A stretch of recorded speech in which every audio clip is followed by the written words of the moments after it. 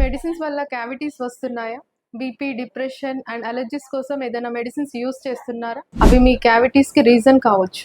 Hi, this is doctor Sadhana from smile dental. Medicines dry mouth cause చేస్తాయి, అంటే like antihistamines, anti depressants and BP drugs. So మనకు నోటి లోపల saliva అనేది చాలా ఇంపార్టెంట్ అన్నమాట. అది లేకపోతే డ్రై మౌత్ కాజ్ అయ్యి దానివల్ల క్యావిటీస్ అనేవి వస్తాయి అన్నమాట. సో ఈ సలైవానే మన టీత్ని కాపాడుతుంది. ఈ సలైవా లేకపోతే మెడిసిన్స్ వల్ల వచ్చే యాసిడ్ టీత్ పైన ఉండిపోయి క్యావిటీస్ని క్రియేట్ చేస్తుంది. ఇంకా సిరప్స్ అండ్ చ్యూయబుల్ వైటమిన్స్లో షుగర్ అండ్ యాసిడ్ ఎక్కువగా ఉంటుంది. అలాగే ఆస్తమా ఇన్హేలర్స్ కూడా చాలా యాసిడిక్గా ఉంటాయి. యూస్ చేసిన తర్వాత ఒకసారి వాటర్తో రిన్స్ చేయకపోతే టూత్ ఎరోషన్ అవుతుంది. సో దీన్ని ఎలా ఫిక్స్ చేయాలి? ఫ్రీక్వెంట్గా వాటర్ తాగుతూ ఉండండి. xylitol గమ్ చ్యూ చేయండి. Daily fluoride tooth paste use చేయండి. ఇన్హేలర్ యూస్ చేసిన తర్వాత ఒకసారి రిన్స్ చేసుకోండి. సో మీలో ఎవరికైనా ఇలా డ్రై మౌత్ సమస్యలు ఉన్నట్టయితే మీ డెంటిస్ట్కి మీ మెడిసిన్ లిస్ట్ చెప్పండి.